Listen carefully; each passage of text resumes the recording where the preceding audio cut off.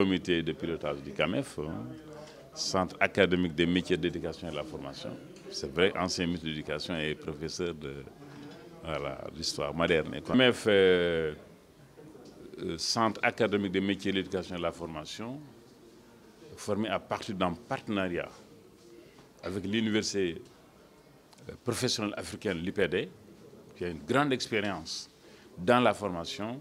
et qui a décidé d'élargir son secteur, ses modules de formation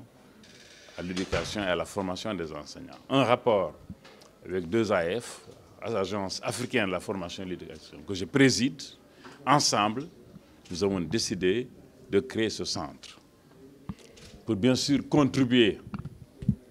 en rapport avec l'État qui a pour ambition, bien sûr, d'avoir un enseignement de qualité aussi bien dans le public que dans le privé, d'assurer la formation polyvalente des instituteurs au niveau du préscolaire et de l'élémentaire, mais également dans l'enseignement moyen et secondaire. Nous avons également l'ambition d'aider à la préparation au concours, aussi bien dans l'éducation que dans les autres domaines. Les instituteurs agents qui veulent devenir des instituteurs avec le CAP, ceux qui veulent devenir des inspecteurs de l'enseignement, et même les nouvelles autorités dans l'administration scolaire, que ce soit les proviseurs, les inspecteurs, y compris les inspecteurs d'académie,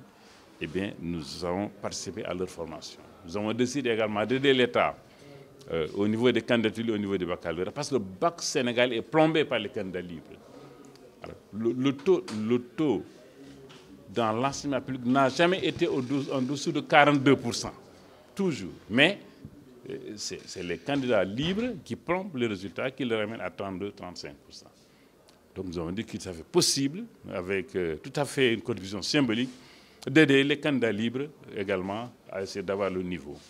Dans un premier temps, c'est ici à Dakar, mais l'IPD a l'ambition également d'aller à l'intérieur du pays. Nous avons dit également que nous allons innover, y compris la formation des syndicats, la formation syndicale, parce que nous avons cette expertise pour aider aux négociations, aux techniques de négociation, aider à l'éducation syndicale, à l'éthique et à la déontologie, aider même les agents de l'État, bien sûr, à ce dialogue social. Également, c'est notre ambition. Nous allons également introduire, bien sûr, l'éducation numérique, de même que l'enseignement à distance. Vraiment, c'est une formation tout à fait novatrice et qui est plantée dans une université privée africaine connue, qui a toujours eu de meilleurs résultats en génie civil au niveau du Sénégal. Et nous pensons également, avec notre contribution, que nous allons participer, bien sûr, non seulement aux objectifs du PSE, mais également à aider à l'employabilité des jeunes. Moi, je suis Abdou Diaw, inspecteur de l'enseignement de formation, ancien directeur de l'enseignement élémentaire. Et sama ñi ma àndal xarit yi biir CAMEF man lañ def directeur CAMEF. CAMEF bi ni ko monsieur Diallo waxee léegi dafa nekk benn jumtukaay boo xam ne IPD Institut Polytechnique de Dakar ak agence pour l'éducation et la formation bu Khalid Diallo ñoom ñoo ànd bokk lënkaloo sanc ko liñ ci namm nag mooy bokk ci ñi nga xam ne dañu jàppale état bi ci nu nuy jëfandikoo seeni politique éducative surtout ci mbirum formation jàngalekat parce que xam nañu tey loolu lu am njariñ la wante nag ba tey tamit dañoo gis ne xaw naa tuumuranke tuuti surtout bu ñu ko xoolee ci fi nga xam ne fi le privé bi nekk école privée yi te école privée yi ni ma ko doon waxee léegi ci présentation ma def en français gis na tey ñu ngi développé ci que mu leen téye te suñu doom ñoo fay dem xale Sénégal ñoo fay dem ñëpp xale yëpp normalement fu ñu war a nekk war nañ leen mën a jox éducation ak formation bu mucc ayib mu leen mu jox sax lu ëpp li nga xam ne moom la ñu am ci public bi au moins ñu jox leen loolu. moo tax te seetlu nañ ne ci école yooyu école privée yi problème formation dafa xaw a tuumuranke foofu gis naa ne léegi 20% laa leen wax ne 2016 2017 wane woon nañ ne 20% ci enseignants yi nekk ci privé bi li muy rëy ñoom donc ñoo ci am formation boo xam ne formation wu am na ak yoon. moo tax ñu ñëw CAMEF ne dañuy bokk d'abord pour dimbale état bi ci mu mën a jëfandikoo politique yi mu tëral ci formation jàngalekat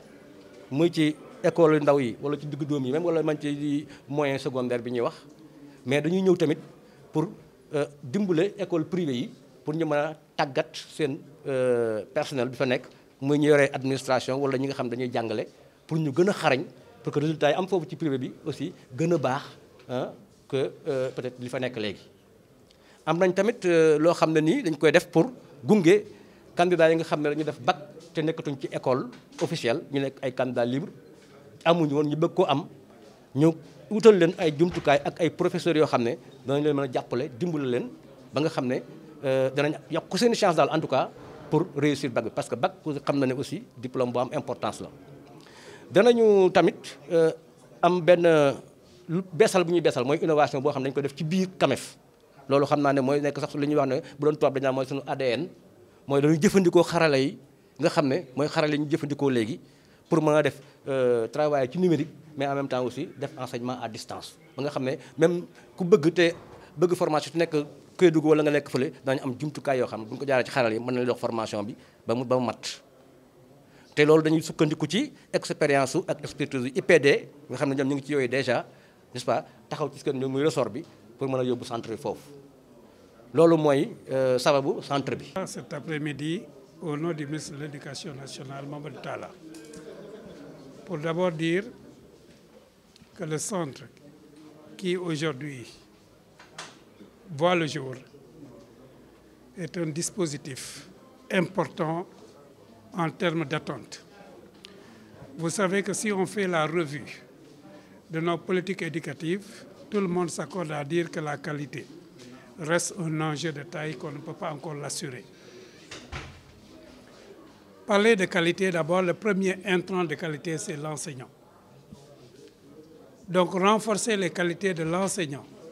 pour avoir des enseignants à la fois motivés et engagés nous paraît une priorité de premier ordre. L'État ne peut pas tout faire. À côté des structures qui existent, l'offre d'éducation qui est portée par le privé est importante. Or, c'est des structures qui, pour l'essentiel, ne les prennent pas en charge. Des mécanismes et des dispositifs existent. Le CAMEF voulait se positionner aujourd'hui comme une structure leader dans la prise en charge de ses personnels enseignants à tous les niveaux et de manière plus transversale, se spécialiser dans la prise en charge des gestionnaires du système en termes de pilotage et de suivi encadrement. Notamment, un nouvel inspecteur d'académie qui doit prendre fonction, un nouvel inspecteur de l'éducation et de la formation, un nouveau directeur, un nouveau censeur, un nouveau principal, tout cela, c'est des structures où les besoins de formation existent et nous ne sommes pas assez capacités, assez outillés pour pouvoir répondre à ces besoins. C'est donc tout cela qui justifie la pertinence de cette offre de formation. Et pour l'essentiel, le ministère de l'Éducation nationale, par la voix de son ministre, est engagé à nouer un partenariat avec ces structures pour voir dans quelle mesure celles-ci